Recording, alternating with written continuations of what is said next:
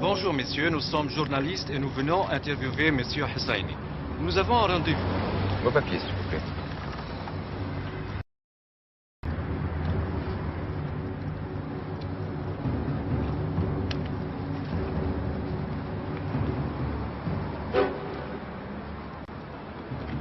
Merci.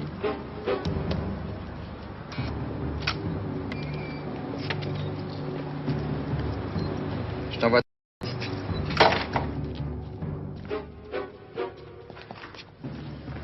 Messieurs, bonjour. Veuillez présenter vos papiers, s'il vous plaît.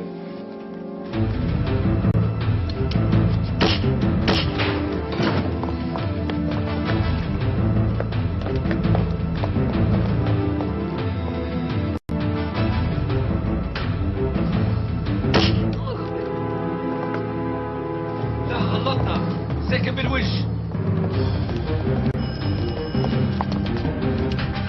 Qu'est-ce que c'est? Chef d'autostas, viens là.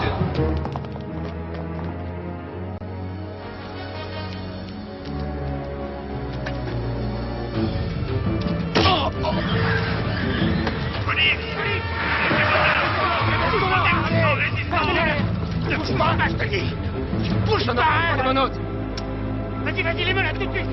Hussaini, chien maudit, la France peut te protéger jour et nuit. D'autres frères viendront te tuer. Halim Nassif, un Libanais, chef du commando. Refuse de répondre et nous rebat les oreilles avec ses discours sur Allah, Dieu étant son prophète, comme chacun le sait. Quant au délire de Nassif et de ses amis, je ne peux pas m'empêcher de repenser au Hezbollah. Ça, c'est un bon début. On est quand même dans le brouillard, parce qu'on n'a pas grand-chose en France sur le Hezbollah. De toute façon, on n'a pas le choix, on sait rien. Nous n'avons rien sur eux. Puis comme vous dites, moi, au Café du Commerce, quand j'entends Hezbollah, j'entends Roumanie. Quand je pense à Roumanie, je pense à l'Iran. Alors allez-y, foncez. Je vous tiens au courant.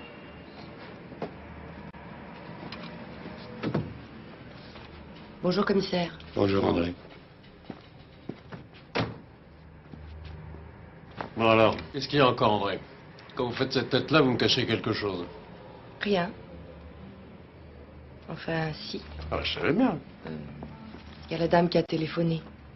La dame, quelle dame? Celle qui ne laisse jamais son nom, monsieur le juge. Ah oui. Et alors? Alors elle a dit qu'elle était libre à déjeuner. Je serai de retour vers 14h.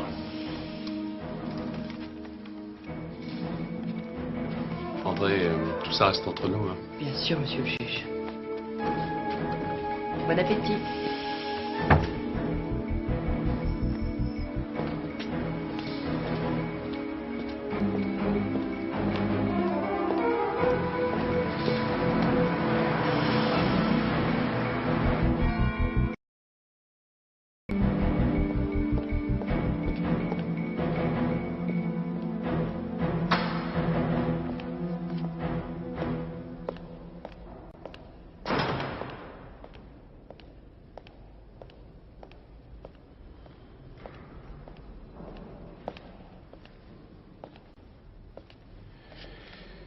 C'est ma greffière qui serait déçue.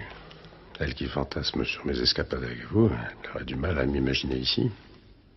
Je suis sûr qu'à tous les coups, elle soupçonne une jolie petite avocate stagiaire. Ça manque pas au palais. Et ça ne vous est jamais arrivé? Bon, bah Claire, enfin, comment vous pouvez imaginer que... Vous seriez bien le premier juge à ne pas avoir profité de ce genre d'occasion. Jolie petite avocate stagiaire, moi?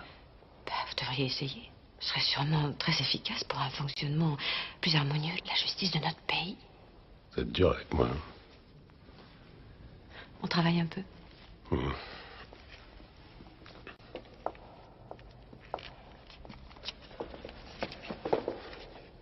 Il n'y a que ça? Désolé. La liste des personnes soupçonnées par nos services d'être en rapport avec les milieux terroristes iraniens n'est pas très longue. Ouais, peut-être bien, mais avec ça, je vais pas loin. Pourtant, il y a de quoi faire. Feridoun Akbari, par exemple. Officiellement, il est interprète à l'ambassade d'Iran. À la DST, nous sommes persuadés qu'il dirige les services de renseignement iraniens en France. Et c'est pas tout. Akbari est un intermédiaire dans des marchés très importants entre la France et l'Iran. Il seconde son père, un médecin, reconverti dans des affaires plutôt obscures. En plus, c'est lui qui distribue les fonds aux mollahs et autres religieux intégristes musulmans en France. Un bon ami de la France, quoi. Il a un passeport diplomatique? Non, non, juste un passeport de service. Avec autorisation de séjour prolongé. C'est pas un diplomate. Je vais me payer ce Feridun Nakbari. Attention aux réactions des affaires étrangères. Le Quai d'Orsay déteste qu'on piétine son domaine réservé. Et Akbari en fait partie.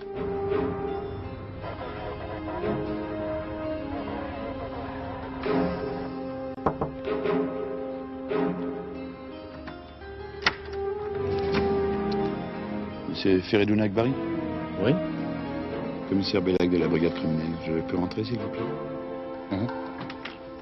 Nous souhaitons vous interroger dans le cadre de la commission rogatoire délivrée par monsieur le juge Rive. Comment? À qui croyez-vous avoir affaire? Allez vous habiller, s'il vous plaît. Je suis diplomate. Et je connais personnellement votre ministre des Relations extérieures. Mais nous savons tout cela, monsieur Akbari. Veuillez nous suivre, s'il vous plaît. Vous allez le regretter. Akbari est muet comme une cape. Ça fait 4 heures qu'on l'a arrêté, je n'ai pas pu lui tirer un mot. Qu'est-ce que je peux faire? Tout le monde sait qu'on est obligé de le relâcher dans 2 jours. Il faut continuer à l'interroger, Bellac, il n'y a que ça. 48 heures de garde à vue, c'est 48 heures. Alors on peut le garder jusqu'à après-demain matin à 6 heures. Là-bas, on le garde. À quoi bon? Pourquoi vous n'allez pas voir ailleurs? Les 2 derniers Libanais du commando Nassif qui viennent d'être arrêtés. Vous savez que tout se tient. Alors vous remontez le fil. Peut-être après-demain, Akbari sort. Non, pas si vous... Fin de garde à vue, et il sort. Ah, ça va.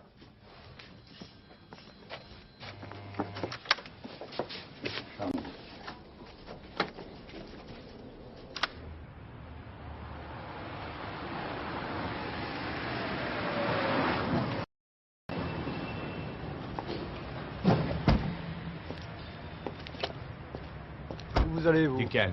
Je suis Renaud Demara, directeur du cabinet du ministre des Affaires étrangères. Laissez, Chardon. Excusez-moi, monsieur. Je suis pas armé. Je suis désolé.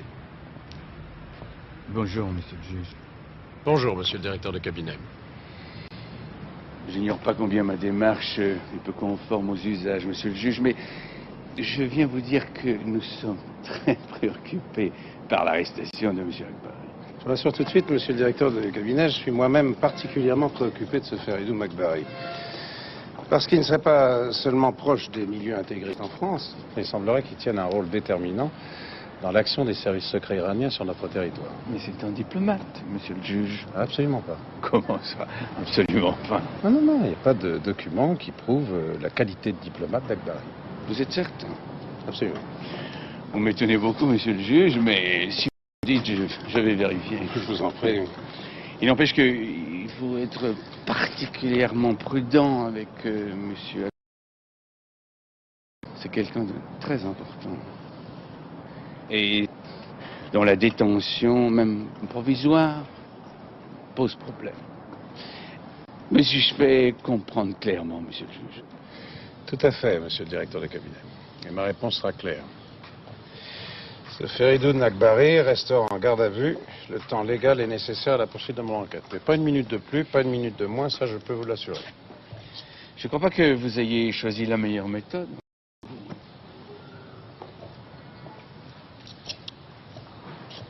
Au revoir, monsieur le juge. Bonsoir, monsieur le directeur de cabinet.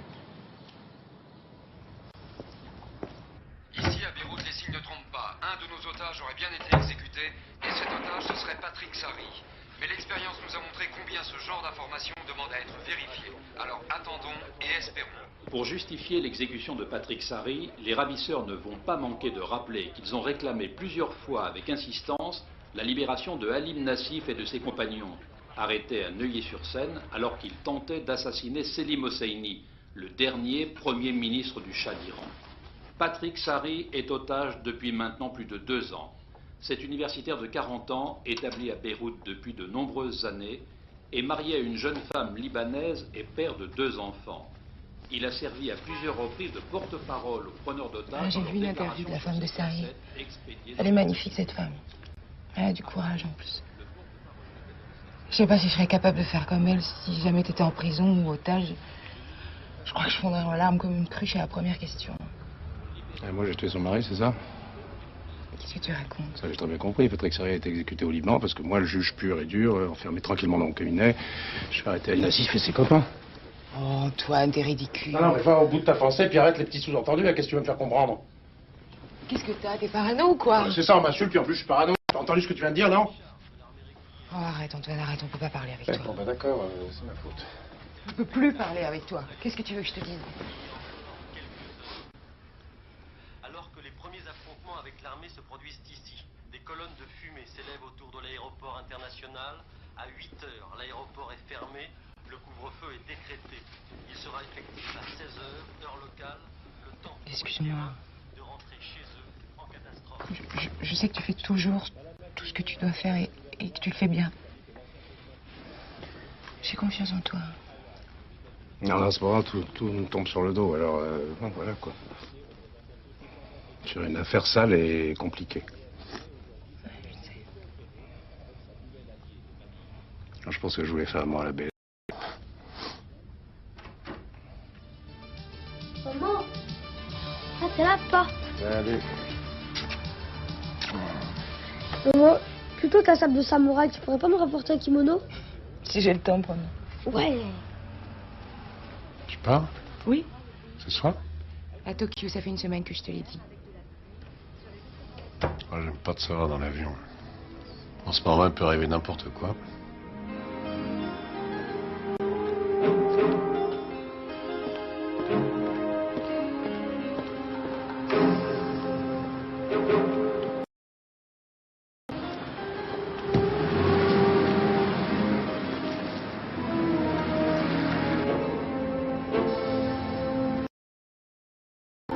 Feridun Agbari a été relâché au bout de 8 heures de garde à vue. Le juge Rive ne doit pas être très heureux, pourvu qu'il ne fasse pas trop de vagues. Écoutez, monsieur le ministre, qui connaît le nom d'Agbari en France? La DST, les RG, un ou deux journalistes spécialisés et encore. Eh bien, justement, les journalistes. J'espère bien que votre intervention auprès de l'intérieur a été assez discrète. Tout ça peut nous péter au nez comme rien. Pas de danger, monsieur le ministre. Je me fasse un peu plus petit. Les services français ne vont plus lâcher Agbari, et Rive non plus. Bon, ça c'est sûr. Vous connaissez Rive? Non, monsieur le ministre. Il a la réputation d'un homme intraitable, à la limite borné, si vous voyez ce que je veux dire. Mais enfin, nous devons faire avec, hein. Je crois que il serait très utile que je retourne à terre. Toujours votre mot là. Un vrai fou. Dangereux, horrible. Un assassin. On a toujours l'impression qu'il va s'endormir entre chaque phrase. Enfin, malgré tout, essayez d'avancer pour l'otage. D'après mes sources, Patrick Sarri est vivant. C'est la seule chose dont nous soyons sûrs.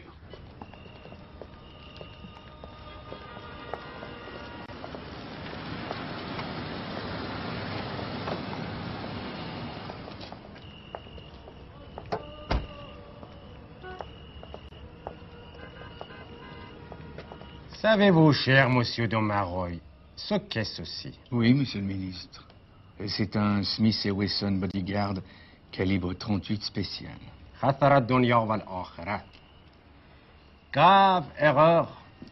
Je dirais même pour certains, fatale erreur.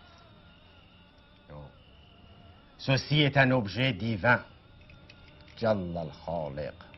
Un objet divin qui a exécuté un ordre divin. Une fatwa. En effet, monsieur Domaroy. Je sais que vous connaissez parfaitement notre pays et que vous saisirez parfaitement le sens de mes paroles.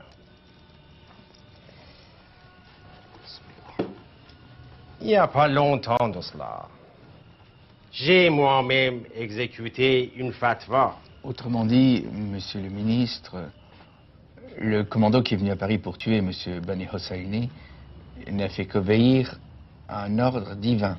Absolument. Mais malheureusement, la sentence n'a pas été exécutée, puisque l'attentat a échoué. Pourtant, ce commando a tué 2 personnes. Un policier et une innocente qui a eu simplement le malheur d'ouvrir sa porte. Et il a encore rendu impotent un second policier. Astaghfirullah. Monsieur Domaroy, Le commando n'est pas responsable des morts qu'il a provoquées. Fatwa. En Iran peut-être, mais en France certainement. Monsieur Dominroy, l'État français doit infléchir le cours de sa justice. Inutile de continuer à négocier si Paris n'accepte pas qu'un ordre divin par l'ayatollah lave de toute faute, quelle qu'elle soit celui qui s'y soumet. La France doit relâcher le commando Ali Nassif. Sinon, Allahu Alam.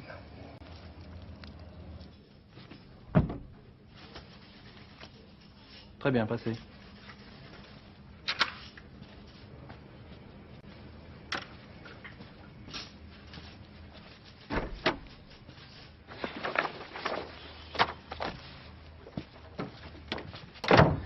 Ils ont tué l'otage, ces ordures. Et l'otage, c'était Patrick Sarry. Vous le connaissiez? C'était un ami. Désolé. Pas autant que moi. Et publier ces photos de Patrick, même si on m'accuse de faire de la pub à ces assassins. Je veux pas qu'on l'oublie. On pouvait quand même pas libérer ces tueurs, non? Je sais pas ce qu'il fallait faire. Ce qu'il faut faire. Il faut continuer. Serait-ce que pour ces pauvres types qui vivent un cauchemar au fond d'une cave à Beyrouth. Je voulais vous prévenir. Bien sûr, c'est le djihad qui nous a expédié ces photos. Mais je vais les publier. Allez-y. Je peux pas vous en empêcher. À ce niveau-là, il n'y a plus de règles du jeu, plus de morale, plus rien.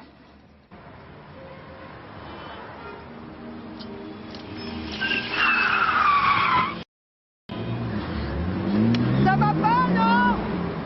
Espèce de mal élevé.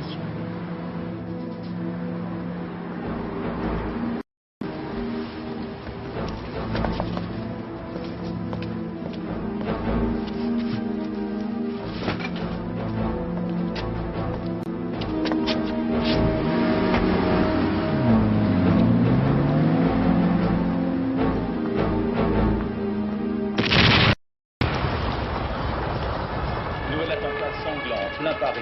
Une bombe jetée d'une voiture devant le magasin Tati vers 17h30 cet après-midi a fait une cinquantaine de blessés, dont 11 sont grièvement touchés. Nous allons, rue de Rennes, rejoindre l'un de nos envoyés spéciaux. Des dizaines de victimes allongées, ensanglantées. Un véritable climat d'affolement. Dans ce quartier commerçant, les terroristes ont frappé peu avant 17h30, à une heure où les magasins sont particulièrement fréquentés. La cible des terroristes, Tati, fréquentée par une clientèle populaire, et ce mercredi surtout, des femmes et des enfants.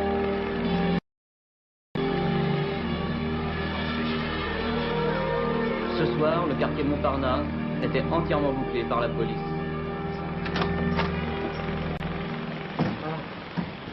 Romain, David, c'est maman qui est là. Ouais! T'as ramené mon kimono? D'ailleurs, on pourrait dire bonjour d'abord, non? Il est dans ma valise, je te le donne. Non, tout de suite. J'ai un autre cadeau pour toi. Quoi? Qu'est-ce que c'est? Bah ouvre.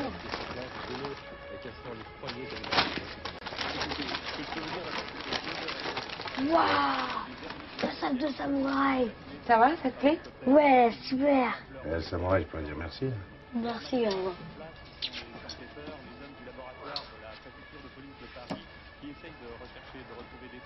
Qu'est-ce qu'il y a? Tu t'en doutes pas, lui? Tu peux plus voler. J'ai été reclassée au sol. Je sais qu'on peut pas comparer avec les attentats, des morts, tout ça, mais c'est mon boulot, Antoine. C'est provisoire. Heureusement, parce que je pensais que c'était définitif. Non, sérieux, Hélène. Il le fallait. Oui, c'est très sérieux, oui. On vit ici sous une fausse identité. On peut plus mettre à pas d'or d'avoir les flics sur les talons. Et à chaque fois que je sors, je suis obligée de regarder à quatre pattes sous ma voiture s'il n'y a pas une bombe. C'est pas une vie, ça. Moi, je voudrais pouvoir travailler comme tout le monde, tu comprends? Faire mon métier comme tout le monde. Je voudrais pouvoir vivre comme tout le monde. Bah, on peut pas vivre comme tout le monde, c'est bien. Tu vas aller chez tes parents avec Romain, parce qu'en ce moment, c'est vraiment trop dangereux. Laissez, monsieur le juge, laissez. Je trouve pourri qu'on quitte papa. Mais tu le quittes pas, tu le laisses tranquille pour qu'il puisse travailler mieux. C'est important, tu sais. risque sa vie. Je veux pas qu'il meure. Personne va mourir, personne.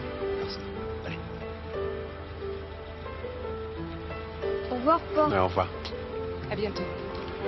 Allez. Allez, salut Romain. Au revoir, papa.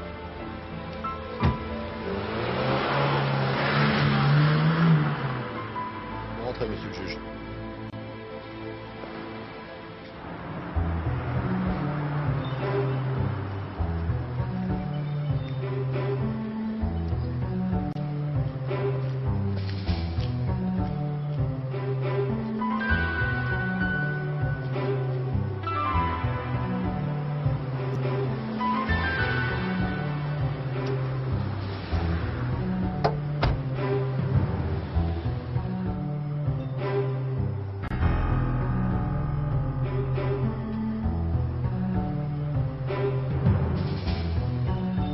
Nous avons interpellé une demi-douzaine de types, tous proches du Hezbollah.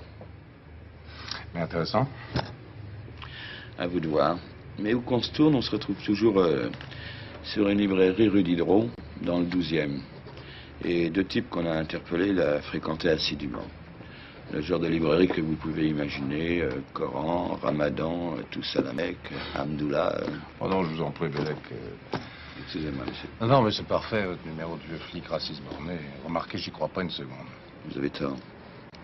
Je peux continuer, monsieur le juge, vous avez raté le plus beau.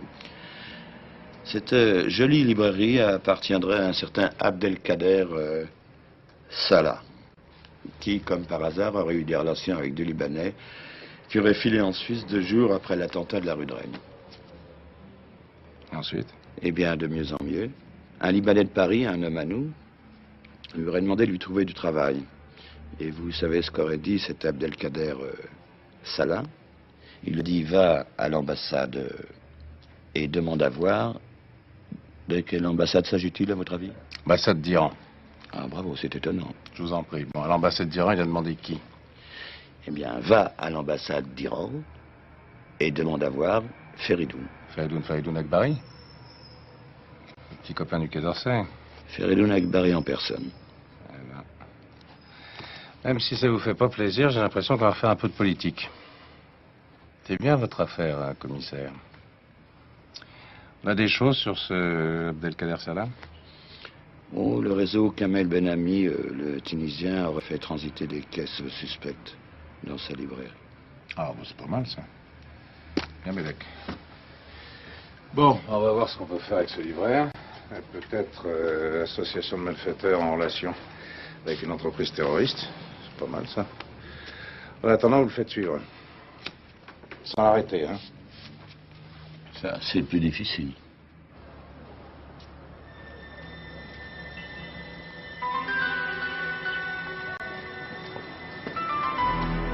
Z2 autorité, objectif en vue de parapied direction République Le Franc à vous. Bien reçu, Z2, allez-y.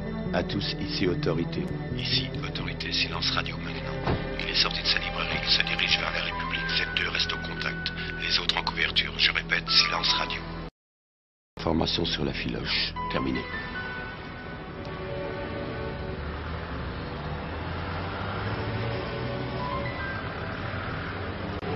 Z14, tu fonces de l'autre côté de la place et tu couvres la rue Turbigo. Vite.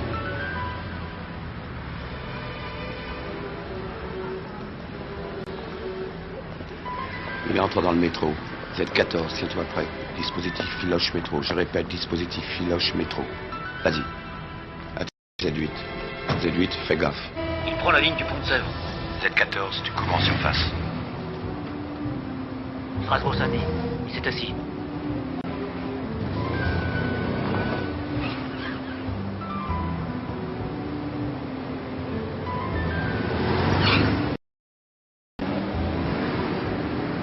Ne bouge toujours pas.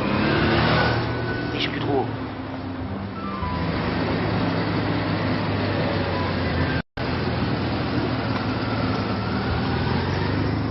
Chaussée-Dantin.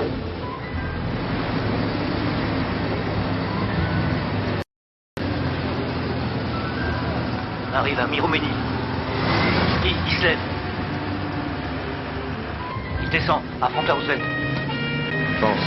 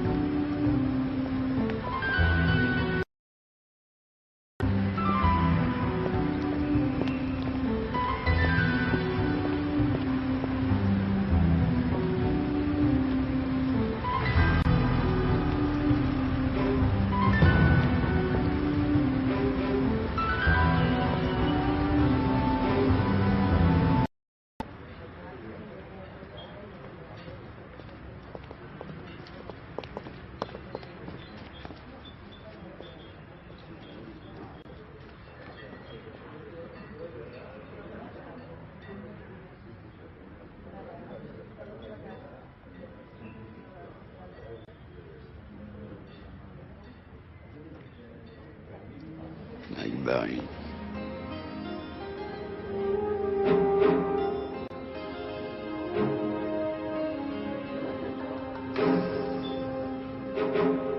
Fais-moi un gros plan de celui-là, sa tête me dit quelque chose. Ça doit être une star.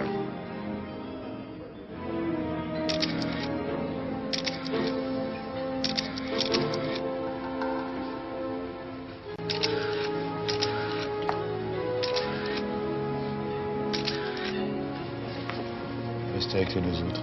Moi, je prends celui-là.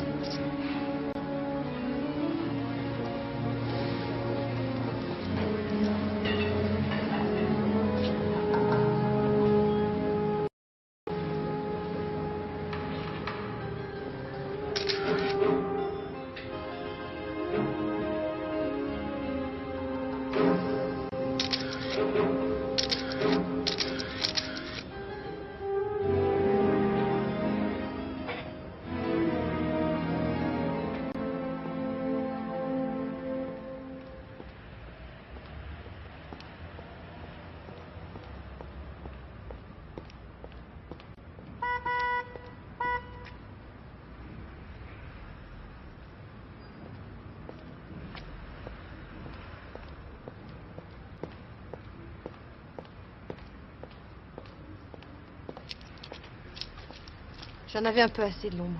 Les envies qu'on se montre. Bon, bah à partir de maintenant, on va faire nos rencontres à la closerie des Lilas. Attention, monsieur le juge. Ne promettez pas ce que vous ne pourrez pas tenir. Touché. Ça s'agite beaucoup dans les ministères. À la place Beauvau, mais surtout du côté des affaires étrangères. Ah, et méfiez-vous, monsieur le juge. On entend beaucoup parler d'un serpent. Un nom de code. Ça ressemble vraiment à un contrat. On fera avec.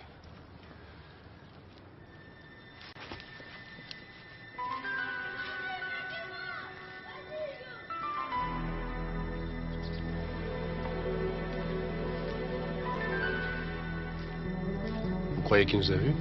Peut-être même qu'il savait. Oh, je suis désolée. J'espère que ça ne va pas vous causer des... Bah, vous plaisantez, c'est surtout pour vous que je m'inquiète. Pas de danger. Je saurai me défendre. Bah, j'espère qu'on va pouvoir un jour reprendre cette conversation.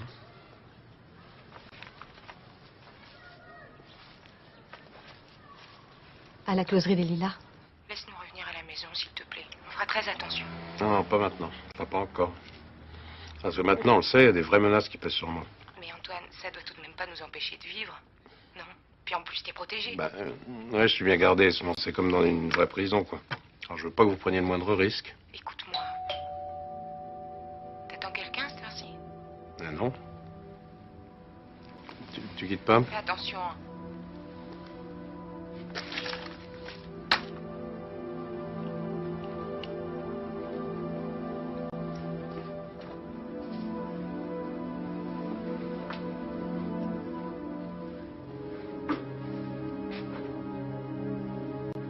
Oh.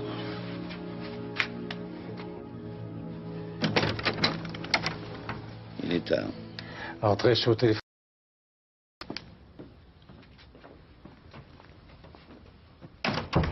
Oui. Oui, bah, je te rappelle dans 5 minutes. Ouais, d'accord. Allez, salut.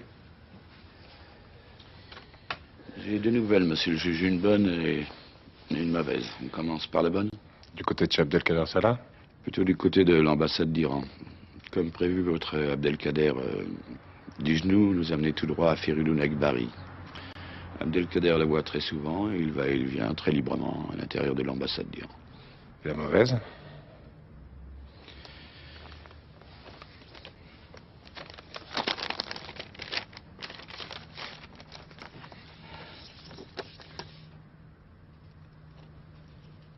Je rêve. Au Quai d'Orsay, on le surnomme le serpent. Renaud de Mareuil, ancien de Saint-Cyr, ancien membre de la DGSE. Un diplomate pas comme les autres. Vous avez soif? Ouais, pas mal. Mais qu'est-ce qu'un directeur de cabinet du ministre des Affaires étrangères peut bien fabriquer avec Feridoun Agbari? Ça, j'en sais rien. Mais ça va la bière? Voyez-vous, monsieur le juge, on va se retrouver autour d'une table où la partie sera chère. Très chère. Mais hélas, on ne connaîtra pas les règles du jeu. Si vous voulez, on peut tout arrêter. Non, pas question. La politique, monsieur le juge, je vous l'avais dit. Mais il faut faire attention. Ils ont des moyens, beaucoup de moyens. Et le pouvoir. Et ça, ils savent s'en servir. On va agir plus vite qu'eux.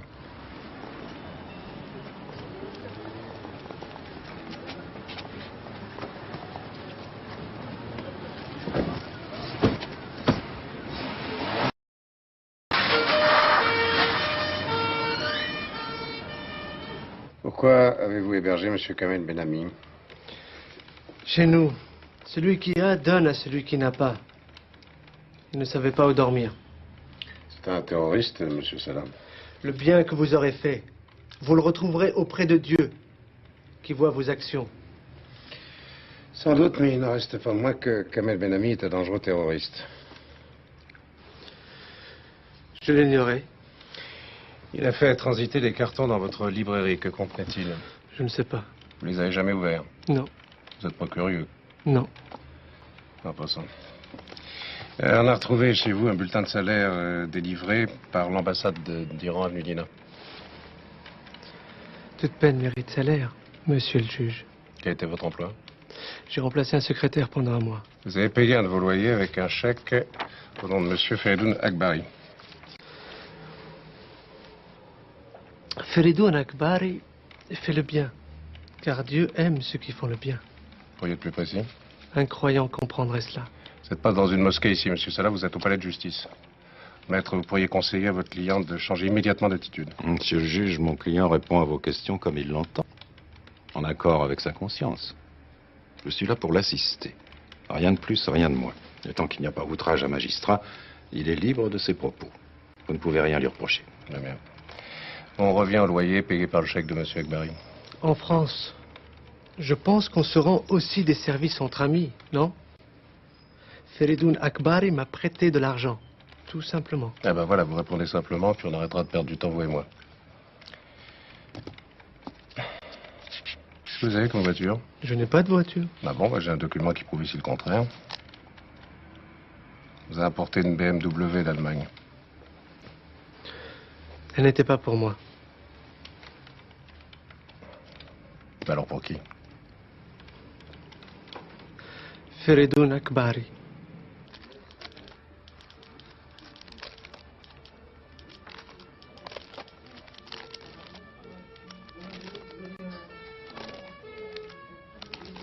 Je reconnais le 136. Je suis moins catégorique pour le 131. Vous les auriez vus tous les deux le jour de l'attentat de la rue de Rennes? Absolument. Tout près, carrefour de la Croix-Rouge, dans une voiture noire qui a croisé ma Renault très près. Je crois que c'était une BMW. Vous n'êtes pas sûr? Si, pratiquement, mais j'ai surtout vu les passagers. Et vous vous souvenez où se trouvait le 136? Il me semble bien qu'il était à l'arrière de la BMW. L'autre, à côté du conducteur, ressemblait vraiment beaucoup au 131. Mais pourquoi n'avez-vous... Mais je l'ai fait. Je suis allée au commissariat du 6e arrondissement. Ils ont pris note et on m'a dit que je serais convoquée. Je n'ai jamais été convoquée. C'est en voyant la photo des gens arrêtés dans le Figaro que j'ai reconnu les passagers de la BMW. Merci, madame. Avec un peu de chance, la BMW que celle a vendue à Akbari est la même qui a failli accrocher votre témoin. Il faut retrouver cette voiture, c'est très important. Oh, important, c'est sûr. Vous pensez bien que ça fait longtemps que j'ai mis mon équipe dessus, mais pour l'instant, rien. Dites, vous savez qu'il a vu ça là dans la BM le jour de la rue de Rennes? Ça, vous vous emballez pas, ce genre de témoignage, vous savez très bien que ça tient pas longtemps. N'importe quel avocat un peu malin fait exploser le témoin. Mais nous, ça peut nous permettre d'avancer. Enfin, faut essayer. Faut aller plus loin. J'ai d'ores et déjà annoncé officiellement mon voyage à Beyrouth. Beyrouth? Oui. Les ordres de mission sont prêts, vous allez m'accompagner. Je suis certain là-bas qu'on va trouver les infos sur le réseau de Salah et ses acquaintances avec Akbari. Vous rigolez, on peut pas travailler là-bas. Le moins de petits fonctionnaires doit être trimballé en voiture blindée. Ah ben, on prendra des voitures blindées, qu'est-ce que vous voulez que je vous dise? Je veux ficeler parfaitement ce dossier, vous comprenez? Financement, filière des artificiers, importation des explosifs, et couverture du transit douanier, stockage des marchandises. Et à toutes ces questions, il faut une réponse si on va envoyer Akbari et les autres aux assises. Parce que ça, je le dois aux otages, aux victimes et aux familles. Alors j'ai l'impression que tout ça traîne un peu, quoi. C'est une enquête un peu pépère. Si vous avez quelque chose à me reprocher, monsieur le juge, il faut me le dire. Écoutez, Bellec, vous êtes aussi susceptible qu'une vieille contractuelle corse. Pourquoi Corse? Je sais pas.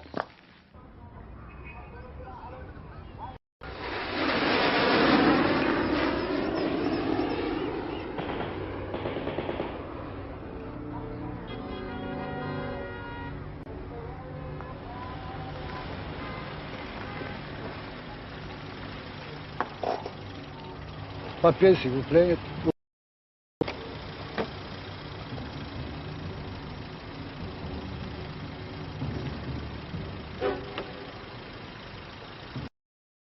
C'est bon? Merci.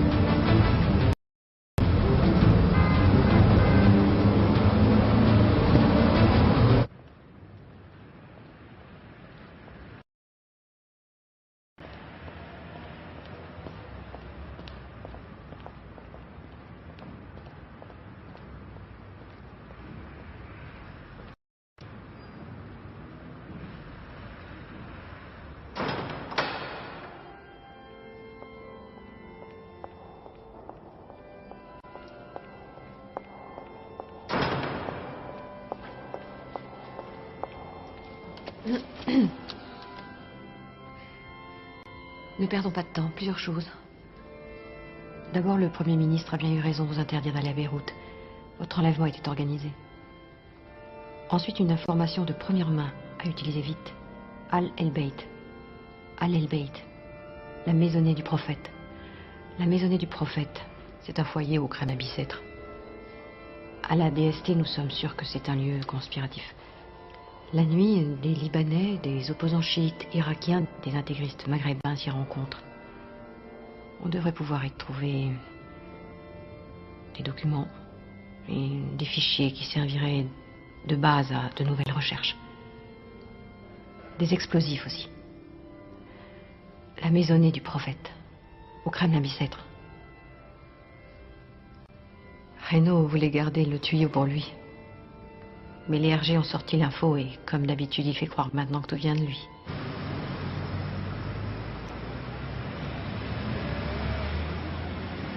Messieurs, à l'ordre du jour de notre comité, l'étude des deux actions que monsieur le juge Rive se propose d'engager simultanément dans les plus brefs délais. D'une part, une opération au niveau national avec des arrestations massives dans les milieux intégrés chiites et surtout une perquisition au foyer Al-El-Beit, dit la maisonnée du prophète au Kremlin Bicêtre. Dans le même temps, l'audition d'une personnalité. Peut-on en savoir plus sur ce foyer, monsieur le ministre? Monsieur le directeur. Ce foyer est une bibliothèque en apparence. Pour nous, à la DST, c'est un lieu conspiratif. La nuit, des Libanais, des opposants chiites irakiens, des intégristes maghrébins s'y rencontrent. Kamel Benami et les membres de son réseau s'y retrouvaient régulièrement. La brigade criminelle, dirigée par le commissaire divisionnaire Bellec, a été chargée de l'enquête. Toutefois, devant l'ampleur d'une telle opération, plusieurs services de la police nationale seront associés à l'intervention, dont la DST, monsieur le directeur. Peut-on savoir comment monsieur le juge Rive compte opérer? Simultanément sur tout le territoire et très bientôt. Si je peux me permettre, je vous demanderai toutefois de laisser passer le prochain week-end prolongé ou bien mes services auront des problèmes d'effectifs. Bien sûr, monsieur le directeur. Le juge Rive ne voudra certainement pas gâcher les vacances de vos fonctionnaires. J'émets quelques réserves, monsieur le ministre. Je pense que une telle opération aggraverait la situation entre la France et l'Iran. Et qu'elle pourrait être considérée comme une volonté de porter atteinte à la communauté musulmane en France. Vous avez absolument raison de souligner le caractère délicat de cette opération, monsieur le directeur de cabinet. Nous devons tenir compte de toutes les opinions. Nous devons tout mettre en œuvre pour sauvegarder les intérêts essentiels en jeu. Quoi qu'il en soit, monsieur le ministre, messieurs, le juge Rive devra attendre la fin du Ramadan pour déclencher son opération. Bon, alors venons-en au deuxième volet du programme de monsieur le juge Rive. Programme, si j'ose ainsi m'exprimer. Alors, monsieur le procureur? Voilà, le juge Rive veut délivrer une commission rogatoire. Son objet, l'audition de monsieur Feridoun Akbari. Ce serait une grave erreur. Bien qu'il ne soit qu'un modeste traducteur, monsieur Akbari est un des membres influents de l'ambassade d'Iran et il est l'un de nos interlocuteurs privilégiés. Monsieur le directeur de cabinet, laissez-moi vous dire que la vie de citoyens français menacés me paraît plus importante que les relations diplomatiques et commerciales avec l'Iran. Arrêtez, monsieur Akbari, cela veut dire poignarder la politique de normalisation avec l'Iran. Ne pas arrêter Akbari, c'est accepter qu'un État terroriste, ennemi, frappe la France en toute impunité. Monsieur Akbari n'est pas un ennemi de la France. Il faudrait peut-être mieux agir en deux temps. Le coup de filet d'abord, Akbari après. Non, non, non. Il faut agir simultanément. Messieurs, je vous en prie. Alors, vous voilà tous informés. Il appartient maintenant à monsieur le juge Rive de prendre les décisions qui lui paraîtront s'imposer et en toute conscience.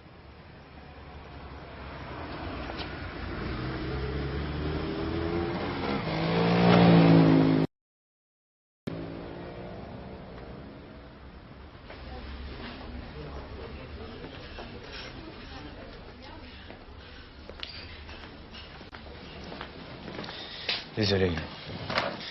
J'ai un problème de dernière minute. Qu'y a-t-il, Renaud? Le juge Rive veut vous interroger. Mais vous m'avez dit au téléphone que je ne risque rien. Pour l'instant, je sais que la police n'interviendra pas avant quelques jours. Renaud, vous avez des nouvelles de Abdelkader Salah et de Kamal Benami? Il faut que les choses soient claires entre nous. Je ne suis pas venu pour vous rassurer sur le sort de ces deux hommes. Ils sont impliqués dans une affaire très grave. Je venais pour essayer d'éviter un clash diplomatique entre Téhéran et Paris, c'est tout. Il y aura un clash uniquement si la police m'arrête. Le juge Rive n'est pas homme à reculer deux fois de suite. Alors je dois fuir. Pour moi, ce serait la meilleure solution. Ça va peut-être vous surprendre, mais moi je l'aime bien, le ministre. On peut compter sur lui, c'est un type sûr. Oui, pour le moment. Vous qui vouliez plus vous mêler de politique, c'est raté. Je vous avais promis de plus vous en parler, mais je me suis trompé, désolé. Je me fais une raison. Je n'aime pas la politique parce que je me suis engagé dans des mouvements à l'époque. Par réaction, c'est le cas de le dire. Rien de beau dans tout ce que j'ai vu. Depuis, j'ai toujours haï la politique. Hypocrisie, calcul, ambition. Je les connais tous aujourd'hui. Ils sont présidents de sociétés d'État, conseillers de ministres, producteurs. Vous étiez gauchiste, c'est ça, quoi? C'est la première personne à qui je le dis. C'était quelle organisation? Peu importe. Alors j'ai décidé de devenir flic, sans que les autres sachent qui j'étais, d'où je venais. Je suis le premier commissaire divisionnaire retraité de l'extrême gauche. Merci de votre confiance, Bellec.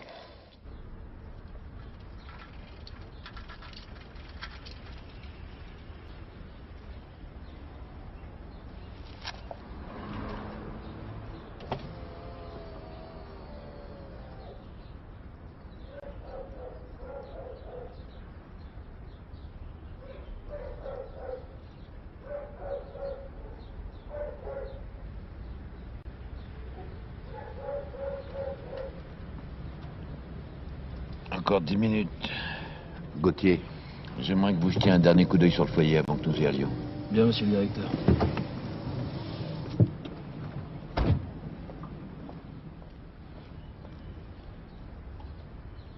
Incroyable, ce juge Rive, tout de même. Je me demande qui il est vraiment. Un juge à la mode d'aujourd'hui, comme tous ces ambitieux, là. Ceux qui ne savent mener leur instruction qu'avec un journaliste du Monde ou de Libération à leur côté. Une gauche, bien entendu. Est-ce qu'il a de l'ambition politique? De l'ambition tout court? Il le peut. On ne lui connaît pas de perversion. Encore que ça ne l'ait jamais empêché quiconque de faire carrière. Il a une très jolie femme, il paraît. Une hôtesse de l'air. Peut-être qu'il cache très bien son jeu. Je ne sais vraiment pas quoi penser de ce genre de personnage. Il me fascine, mais il m'inquiète à la fois. Du charme. Vous le connaissez, non? Non, non, monsieur le directeur. Ah, je croyais. Vous le voyez, même le directeur de la surveillance du territoire peut être mal informé.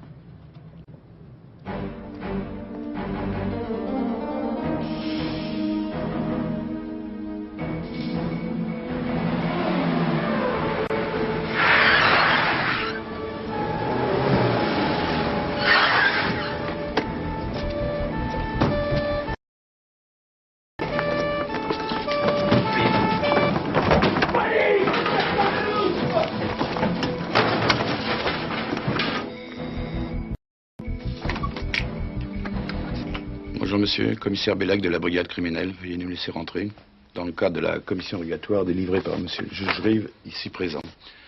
Cette décision de justice nous autorise à perquisitionner votre appartement. Bonjour monsieur, vous pouvez commencer la perquisition, Bellac. Très bien. D'accord, au boulot.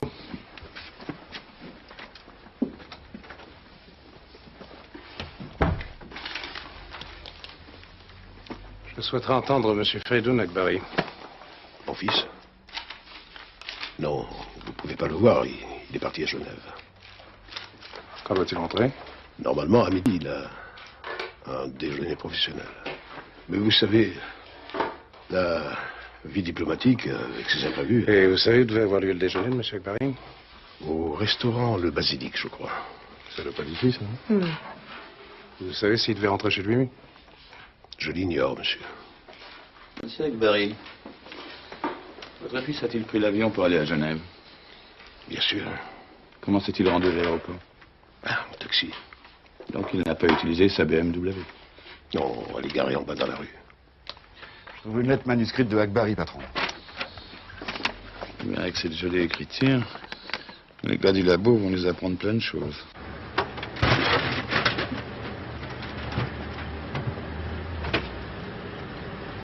Ce qu'on puisse dire, c'est qu'elle est fraîchement repeinte, cette BM. Ouais. Vous allez demander à Ravier qui me l'expertise en vitesse. Qu'est-ce qu'on fait pour Akbari? Bah, vous laissez vos deux gars avec le vieux, puis nous, on va aller déjeuner au Basilic. Je vous invite, tiens. Vous croyez qu'il va venir? Je ferai une note de frais, enfin. Je dis ça pour vous. Ce qui est bon, ce gâteau. Vous auriez dû l'essayer. Il a eu une bonne idée, monsieur Akbari, de donner son rendez-vous dans ce restaurant. Il aurait été bien meilleur s'il était venu. Excusez-moi, vous êtes monsieur Rive? Non, c'est monsieur. On vous demande au téléphone, monsieur.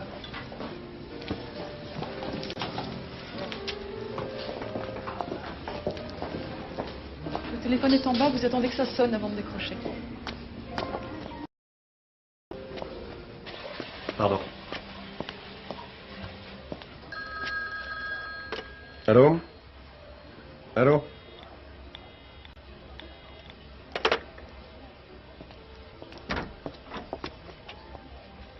Ah, je comprends. Pardon de vous déranger pendant votre déjeuner, c'est assez urgent. Je pars tout à l'heure en mission et je sais pas quand je pourrai vous contacter à nouveau. Ah bon? Vous n'avez pas trouvé Akbari? Bah non, il est à Genève. À Genève? Sûrement pas. Il se cache. Bon, écoutez-moi bien, monsieur le juge. Dans le service, nous avons la certitude que quelqu'un l'a prévenu et que ce quelqu'un, c'est le serpent. Le type du quai. Comme par hasard, Akbari a disparu depuis avant-hier soir. Juste après que vous décidiez de votre opération. Le serpent était forcément au courant. Ah, ça, je m'y attendais. Voilà. Bon, bah faut que je me sauve. Reno a décidé de m'éloigner. À cause de moi? Non. Non.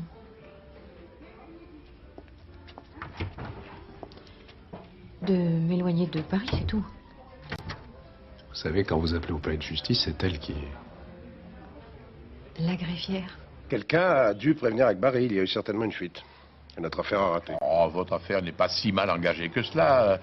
La DST a interpellé 6 sympathisants du Hezbollah au foyer islamique et 71 sur l'ensemble du territoire. Alors, et d'autre part, des fichiers, des documents ont été saisis. Je sais, monsieur le ministre, mais l'interpellation d'Akbari était pour moi au moins aussi importante que le reste de l'opération.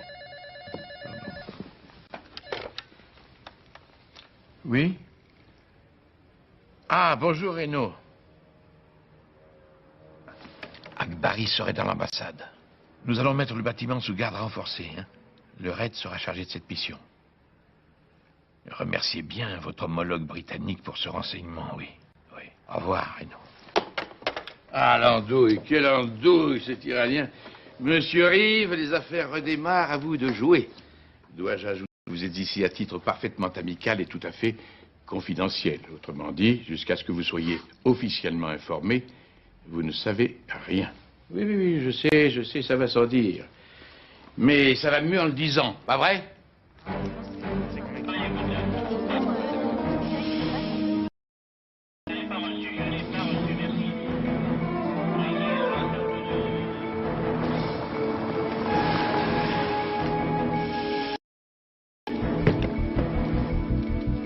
Ah, bonsoir, Bellec. Bonsoir. Les services de renseignement anglais sont formels. Leur centre d'intervention d'écoute de Cheltenham a intercepté et décrypté des messages qui prouveraient bien qu'Akbari soit ici. Quelle drôle d'idée il a eu, Akbari, d'être venu se fourrer dans cette ratière. Oui, d'autant plus qu'une fuite à l'étranger serait une mission pour le Quai d'Orsay, et voire même pour Téhéran. Curieux. Bonsoir. Bonsoir, monsieur le juge. Bonsoir. Vas-y. Commissaire. Nos caméras avec diode à laser peuvent surveiller les moindres des mouvements de va-et-vient dans l'ambassade. Et je peux vous dire qu'ils se remuent là-dedans, même à une heure aussi tardive. Caméra 3, zoom sur la cheminée. Regardez-moi ça. Ils doivent détruire des documents compromettants à tour de bras. Ah, bien sûr qu'Akbari est caché là-dedans. Pas de doute, monsieur le juge.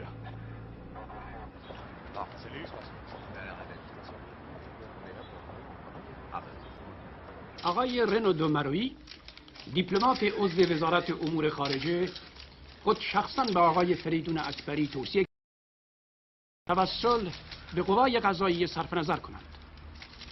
من نمیخواهم وارد جزئیات این بحث ها بشوم چرا که این امر وارد میان رهبران فرانسه است.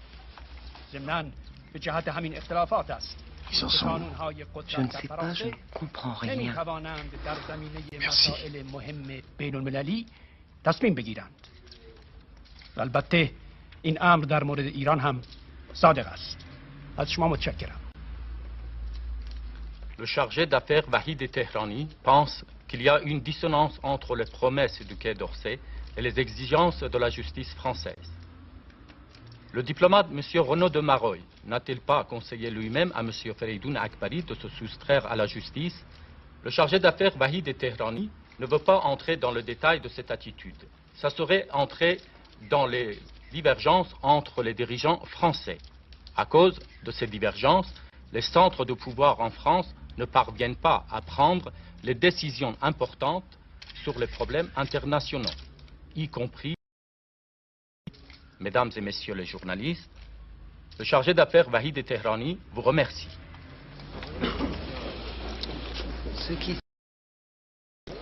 Foutez la paix à Akbari. Vous reverrez peut-être un jour vos otages.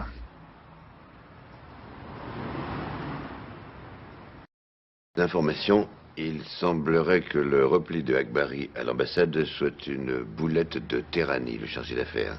Les relevés d'écoute de communication satellite entre Téhéran et Paris laissent entendre que les dirigeants iraniens n'ont pas apprécié son initiative. Cela apprendra ce Tehrani à écouter un peu trop ses petits copains du Quai d'Orsay. Pour la première fois dans une affaire de terrorisme, nous avons en face de nous un homme qui s'identifie à un État terroriste, et il faut s'en servir. Agbari n'est pas seulement un suspect dans l'enquête sur le réseau iranien, il est devenu une arme pour négocier la liberté. Dois-je comprendre que ça vous arrange que Agbari soit piégé comme un rat dans son ambassade? Oui, pas comme un rat, monsieur le directeur, comme un otage. Comprenez-moi bien, aujourd'hui, le rapport de force est en train de s'inverser en notre faveur. Nous n'aurons peut-être plus jamais une telle opportunité. Monsieur le ministre, j'attire quand même votre attention sur les conséquences à venir. Les dirigeants islamistes gèrent la situation à leur manière, à l'escalade. Aucun argument, même le plus énorme, aucune manœuvre, même la plus horrible, ils ne reculeront devant rien. Plus ils se braqueront, plus Agbari deviendra une arme de poids pour la libération de nos otages. Nous avons reçu de nouvelles menaces terroristes. À tout moment, ils peuvent frapper. Pas question de céder, de bouger d'un pouce. Monsieur le directeur, tenez bon, c'est un ordre. France Info, il est 2h. Hier soir, en direct sur le plateau du journal de la deuxième chaîne, le président de la République a officiellement annoncé qu'il était candidat à sa propre succession. Vous pouvez monter le son, Chardin? Oui, aussi sec tout que ça nous concerne aussi, laconique, non? il a répondu à la question que lui posait Paul Amar. Le Premier ministre, en meeting électoral à Caen, a aussitôt réagi à l'annonce de cette candidature en déclarant qu'il relevait le défi. La cohabitation vit donc ces dernières semaines, et dès demain matin, le Conseil des ministres devrait se tenir dans une ambiance curieuse, avec un face-à-face sans doute glacé de part et d'autre de la grande table entre le président de la République et son Premier ministre.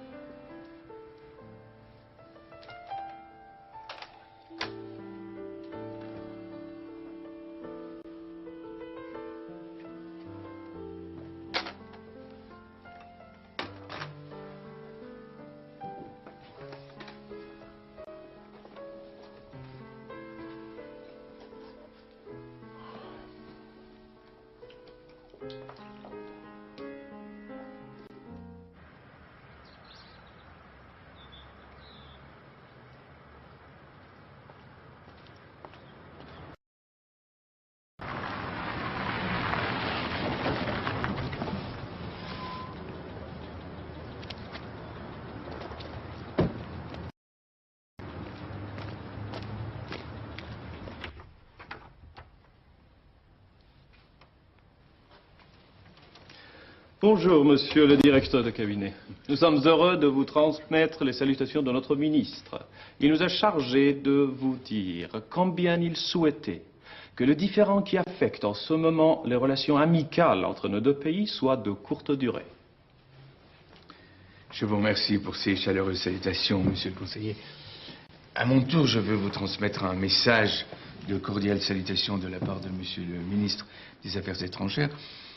Il m'a autorisé à vous dire, et avec force, combien la partie française désire elle aussi que nous débouchions vite sur un accord acceptable entre les deux parties. Toutefois, monsieur le conseiller, je suis un ami de la République islamique d'Iran, vous le savez bien.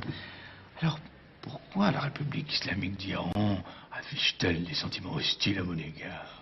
Jamais notre pays n'a... M'impliquant dans sa conférence de presse en citant mon nom, votre chargé d'affaires à Paris m'a placé dans une situation intenable. Nous devons nous excuser pour ce regrettable incident et vous avez tout à fait raison. La faute de Vahid et Tehrani est impardonnable.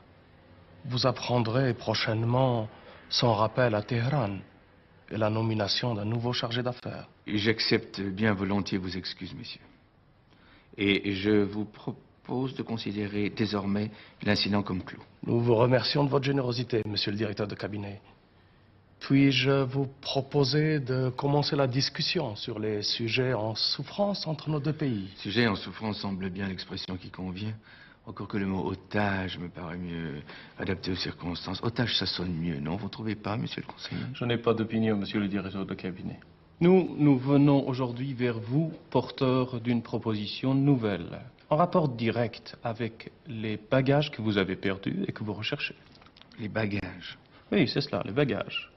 Des services dans lesquels travaillent des amis qui sont des amis de nos services ont aperçu dans la région de Beyrouth des personnes qui transportaient des bagages que vous avez perdus et que vous recherchez. Et ces amis seraient prêts à nous rendre quelques-uns de nos bagages? Deux. Et en échange de... Notre gouvernement souhaite que vous retrouviez vite 2 de vos bagages, c'est tout. Je prends bonne note de cette information, monsieur le conseiller, et qui fera un grand plaisir à 2 de ces possesseurs de bagages. Monsieur le directeur de cabinet, notre chargé d'affaires à Paris a actuellement un traducteur, comme il en existe peu. Cet excellent collaborateur, peut-être vous le connaissez, il se nomme Monsieur Akbari. Il subit quelques petites tracasseries.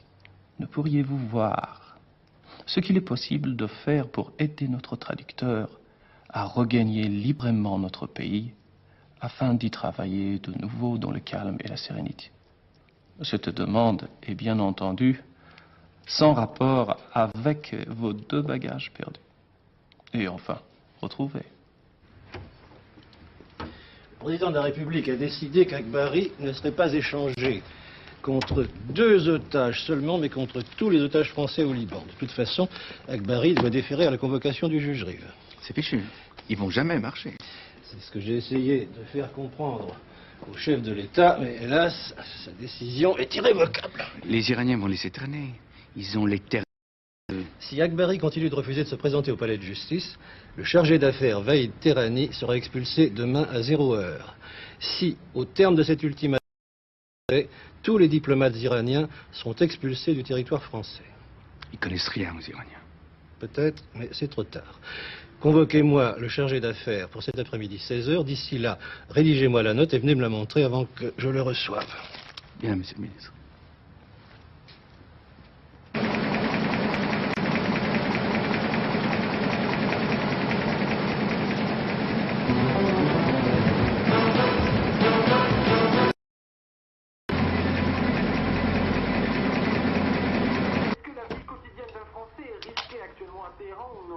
Dans l'état actuel des choses, personne n'est particulièrement visé ni remarqué.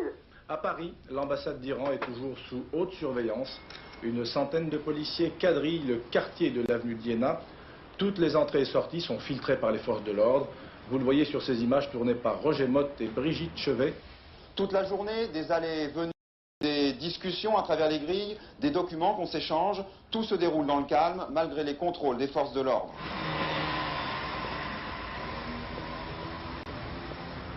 Donc tu vas pas avec le dos de la cuillère, toi. Rupture des relations diplomatiques, 800 flics 24 heures sur 24 devant l'ambassade, la flotte française en état d'alerte. C'est la commission rogatoire la plus chère du monde. À l'intérieur, Matignon et même l'Élysée me tannent pour avoir le résultat des expertises. Tu les as reçus? J'y suis passé ce matin, je les aurai cet après-midi ou en fin d'après-midi ou plus tard. Pourquoi tu les as pas? Une partie seulement. Qu'est-ce qu'il y a là?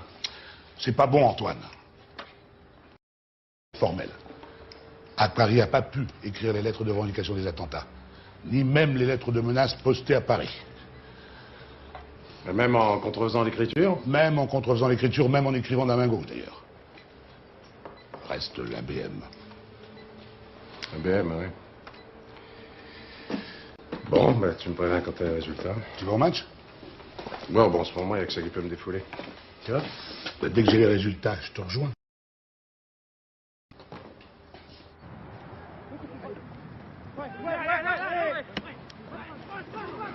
Arrachez! Je la veux la balle! Je la veux! Oui, balle! Voilà!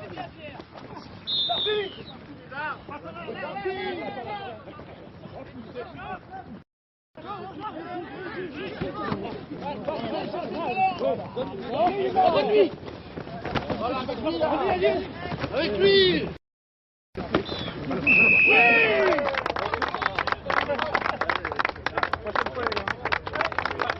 c'était où? Salut, Ravier. Salut. Alors, t'as attendu? Je voulais pas gâcher le plaisir. Et résultat? La BM est trop délabrée. Écoute, elle a plus de 270 000 bornes. Mais bon, enfin, roule. Bon, Antoine, on peut pas commettre un attentat avec une bagnole pareille. De toute façon, elle a été peinte et repeinte trop de fois pour être celle qu'ont vu les témoins.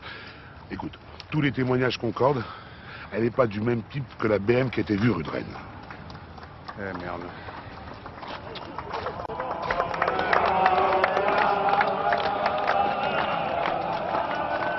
Si je suis bien renseigné, et mon collègue le garde des Sceaux me l'a confirmé, vous n'avez plus beaucoup de charges contre Akbari. Écoutez, en l'état, à moins qu'il n'avoue sa participation directe aux attentats, il restera un simple témoin, rien d'autre. Les Iraniens craignent vraiment qu'il soit inculpé. Je n'ai jamais dit que j'allais inculper Akbari, même le mettre en détention, monsieur le ministre. Mais il reste un témoin privilégié. Je veux l'interroger. Akbari doit s'expliquer sur ses activités en France. Il n'y a pas de raison. Les Iraniens ne supporteront jamais une telle humiliation. Et alors? Pour la vie des otages. Monsieur le ministre... Juste une question. Supposons qu'ils acceptent de libérer tous les otages contre Akbari. Vous opposeriez-vous à ce que nous leur rendions? Comment pourrais-je refuser? Il va comparaître devant moi, et vu l'état actuel des dossiers, je ne peux l'inculper d'aucun délit. Je savais bien que vous n'étiez pas seulement un bon magistrat, monsieur Rive, mais aussi un bon et loyal serviteur de l'État. Oserais-je ajouter un homme de cœur? Merci, monsieur le ministre, c'est trop. Je vais continuer à faire mon travail et à instruire cette affaire jusqu'au bout. Nom, prénom, date de naissance. Demareuil, Renaud, Pierre-Marie Georges, né le 10 octobre 47 à Bordeaux. Tout ça me paraît bien cérémonieux, non? Contentez-vous de répondre à mes questions, s'il vous plaît. Profession? Commandant de l'armée française, cadre de réserve. Je dirige actuellement le cabinet du ministre des Affaires étrangères. Vous êtes entendu comme témoin dans le cadre de l'enquête sur le réseau des poseurs de bombes. Qu'est-ce que j'ai à faire là-dedans? Vous avez pourtant souvent rencontré le dénommé Feridoun Akbari ces derniers temps. Est-ce un acte répréhensible? Et alors? En effet, j'ai souvent rencontré M. Akbari dans le cadre de mes fonctions officielles. Ce Feridoun Akbari est soupçonné d'être le passage obligé de réseaux terroristes en France. Alors vous n'avez rien remarqué dans ses propos, enfin dans son comportement qui puisse confirmer ce soupçon? Absolument rien. M. Akbari est un diplomate. Mes rapports avec lui se limitaient à des contacts diplomatiques. Ouais, monsieur le maire, je n'ignore pas que vous êtes tenu à un devoir de réserve. Mais entre nous, vous ne pouvez pas oublier que le pays d'Akbari a légalisé le terrorisme, l'a véritablement institué en méthode de gouvernement. Ça vous a jamais choqué? De ma vie, je ne suis jamais sorti du cadre de mes fonctions. Et l'objet de ces rencontres? Il n'avait d'autre objectif que de faire libérer nos otages au Liban. Vous n'avez pas su que Feridoun Akbari devait être interpellé dans le cadre d'une grande opération policière le 22 octobre dernier? Absolument pas. Vous niez avoir prévenu Akbari qu'il allait être appréhendé? Absolument. Vous l'avez pourtant rencontré peu de temps auparavant. Oui, c'est exact, mais uniquement pour parler des otages au Liban. Ce n'est pas ce que dit le chargé d'affaires iranien en France lors de sa conférence de presse. D'après lui, vous auriez conseillé à Akbari de s'enfuir. C'est absolument faux. Notez bien, André. C'est absolument faux. Vous savez, monsieur le juge, les Iraniens aiment à brouiller les cartes. Mais ils ne sont pas les seuls.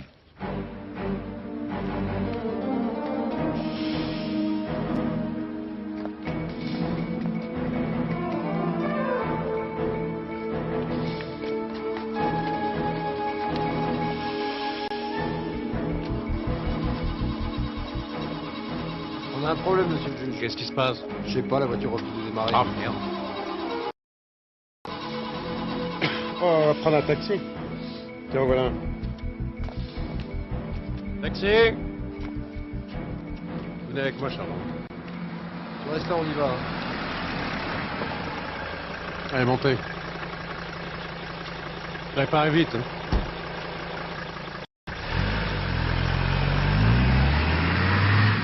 L'absence de charge contre Akbari ne change rien. Vous ne bougez pas, vous tenez les gardes. Il faut faire monter les enchères. Oui, mais avec quel risque? Ça fait 2 ans que nous subissons sans pouvoir réagir. Aujourd'hui, nous avons la main et j'entends bien la garder. On maintient le blocus. Et qu'en pense Rive?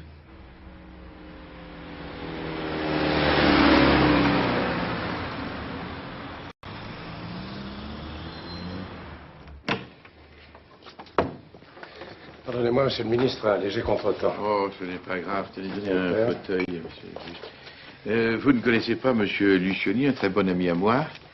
Dominique, je te présente le juge Rive. Monsieur. Bonjour, monsieur le juge. Alors, Rive, vous parlez bien un verre, un pastis? Non, merci, rien. Non. Alors, merci. Comme laissez-nous, nous servirons seuls. Monsieur Rive, nous avançons, nous avançons. Monsieur Lucioni revient de Francfort. Georges, tu devrais peut-être expliquer au juge. Monsieur Lucioni n'est pas seulement un vieil ami, c'est un type de confiance. C'est l'homme de toutes les missions délicates. Voyez-vous, quand ces zigotos des affaires étrangères se faisaient rouler dans la farine par les mollahs, eh bien, mon Dominique, lui, il trouvait le chemin de Téhéran. Il savait à qui il fallait parler. Grâce à un ami à lui, un chrétien de Beyrouth, très riche, très introduit partout. Ça a été long, on s'en est vu, mais aujourd'hui, on voit le bout du tunnel. Et monsieur le Premier ministre a de quoi être satisfait. Et ils vont libérer les otages? Et explique-lui, Dominique, il arrive de Francfort. J'ai vu mes Iraniens pour la dernière fois cet après-midi. Vous savez, c'est drôle, hein, ils n'appellent jamais les otages des otages. Ça change, quelquefois ils disent des objets pour parler d'eux, ou quelquefois la livraison. Une fois, je les ai même entendus parler de bagages. Mais sauvage, vous vous rendez compte des bagages? Pardonnez-moi, monsieur le ministre, pourquoi m'avez-vous fait venir? Monsieur le juge, ils vont bientôt commencer à libérer les otages. Nous, pour l'instant, nous maintenons le blocus de l'ambassade. Aujourd'hui, nous avons la main, il faut la garder. Monsieur Rive, ils vont libérer les otages. Mais je dois avoir l'assurance que Akbari va bien partir. Je dois l'entendre, c'est tout. Après, s'il n'y a rien contre lui, il pourra partir. Voilà, vous êtes libres tous les 5. Allez, sortez, sortez. Marchez droit devant vous, je vous contrôle là-bas. Ah, vache.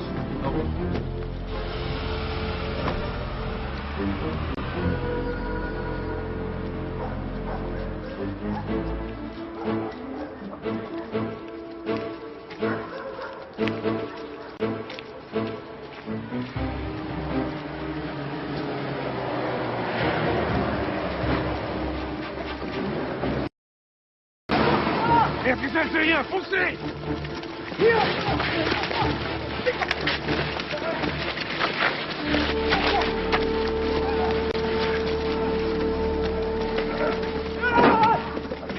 Pas bouger! Bienvenue de retour parmi nous. Soyez tranquille, vous n'avez plus rien à craindre. Je suis Dominique Lucioni, envoyé spécial du ministre de l'Intérieur. C'était qui les autres, là, ceux qui voulaient encore nous enlever? Ah, c'est pas bien grave, les Algériens. Ce sont les services secrets algériens. Ils auraient bien aimé être vos libérateurs, mais c'est loupé, hein. Où est ma femme? Elle vous attend à Paris, à Villa Coublet. Quand on atterrira tous là-bas, elle sera là avec le ministre de l'Intérieur.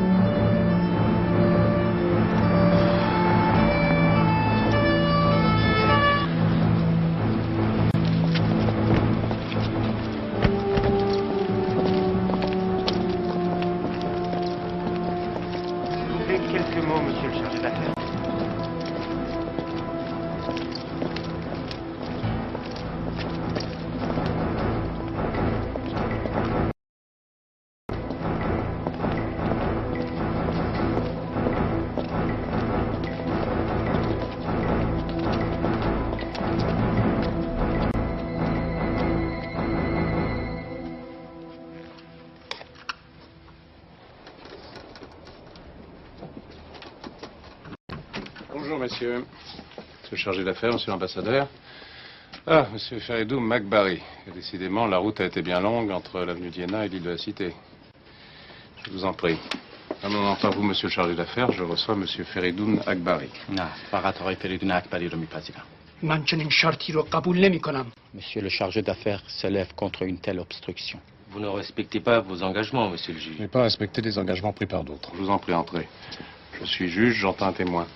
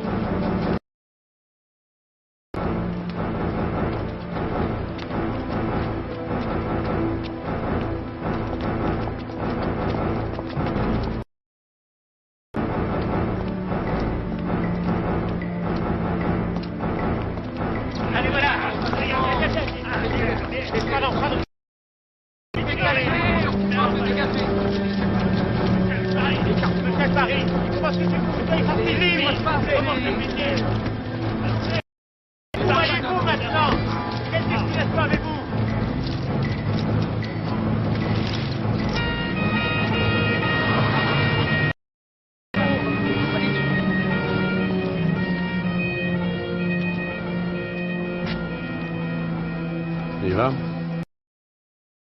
Pourquoi pas? Allez, on les suit.